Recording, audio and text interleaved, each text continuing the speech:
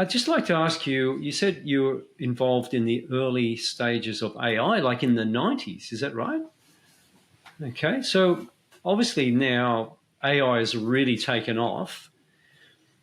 What are your thoughts, or how do you think that's going to impact particularly startups um, in a positive or negative way or both? Um, is it going to be an amazing tool that they can really expand what they're doing, or is it something that's going to leave a whole lot of startups for dead because it's doing what they're doing already? I mean, how do you see the AI space? How do you see it, evolving in the next couple of years, particularly Yeah, I in relation to suppose a few startups? points. I would say, look, I guess I was somewhat of an expert in the space 30 years Hmm. ago. Yeah. Not so much these days, but I would say a couple of things. Firstly, OpenAI's product, ChatGPT, makes it appear that AI is like this overnight success, right? Hmm. But this has been a 50-year journey Right. of Hmm. AI development, right? Hmm. And so it's not an overnight success. It's a lot of R&D built on R&D and blood, sweat, tears for a very Hmm. long time for a lot of Right. people, and a lot Yeah. of the early folk. Did some amazing research, but the hardware tech just wasn't there for them Yeah. to actually deploy anything that was meaningful. I mean, the stuff I did at BHP in the late 80s and early 90s Yeah. was predominantly in expert systems, Hmm. sort of knowledge base, knowledge engineering, and that was pretty exciting, interesting stuff. Yeah. At the time, we did some early neural network stuff as well, Yeah. but the hardware really wasn't there to Mm. do anything quite meaniful at the Yeah. time. Yeah. So that's one point. So in terms of what I'm seeing these days, look, as I said, I haven't been in that business for some time, but it is obviously transformative. Mm. Um, I would be, I suppose, I think it's really important to obviously not take a Luddite perspective and sort of ignore it. Yeah. Um, I Absolutely. think the probably the best approach is develop an interest and appreciation of what the tech is capable of doing. Yeah. I Yeah. would say, harness it where it makes sense to harness it rather than try and avoid it. It's here with us, here to stay, and it's probably only going to get I suppose get more powerful. A few concerns, I suppose. Hmm. I was talking to my son the other day, and he was saying there were it's only about 300 researchers worldwide that are working on AI safety.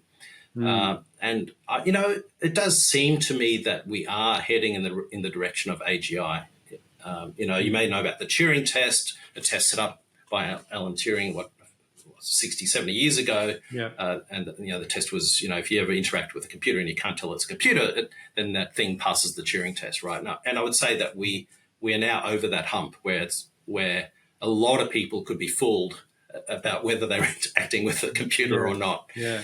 So when you say AGI, what does that stand for, Bernie? Artificial general intelligence. So, Okay. Okay. if you look at, I guess, what ChatGPT is, it really is, I suppose, a model that is in effect spans the knowledge of the internet in such a way that it can crawl Yeah. that knowledge and regurgitate it in a very eloquent way, right? Mm. So in a very Human-like coherent way, way. no? Yeah. Yeah, and it understands Yeah. text Yeah. because there's a language model that understands a Mm. text and a language model that produces the Mm. results. Hmm. And that's very interesting. So just remind me where we were going with this. Yeah. Like how. Oh, AGI. Yeah, Yeah. yeah. Yeah. So I would say then that these LLMs is really just regurgitating what information is already there, right? Mm-hmm. In a very clever way that looks creative and looks engaging and whatnot. AGI though is about machines that I guess go next level and really have the equivalent of human intelligence. So think of a machine with an IQ of 100. that's able to solve, as human beings, we can solve a very broad range of problems, right? Yeah. And so a computer that can solve a broad range of problems, not necessarily regurgitate, but actually sometimes think from first principles as opposed to regurgitate as what LLMs do. So that's pretty interesting.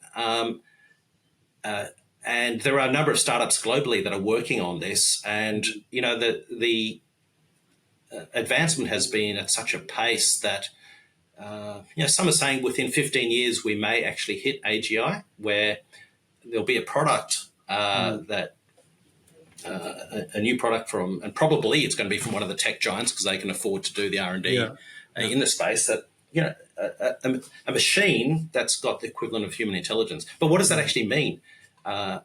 If a machine has got human intelligence, humans can also learn, right? So this machine would be able to teach itself and improve its own capability. Yeah. And if a machine has got an IQ of 100, and maybe over a week it can take its own IQ from 100 to 101. But if it can do that, then it can go to 102 in maybe 3 days, and then 103 and so on, such that literally in weeks, days or weeks, this thing could have an IQ of 1,000 or infinity, right? Yeah. Yeah. That's and that term is called the singularity, right? It's where it's an AI beast with basically this incredible depth of intelligence. Yeah.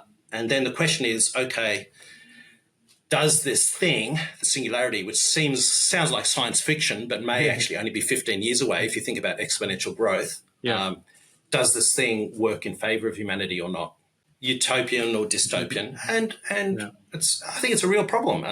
And I do think we want more than 300 researchers in the world actually looking at ensuring that AGI, when it's developed, is safe. There are guardrails around it. So anyway, that's my 2 cents on AI.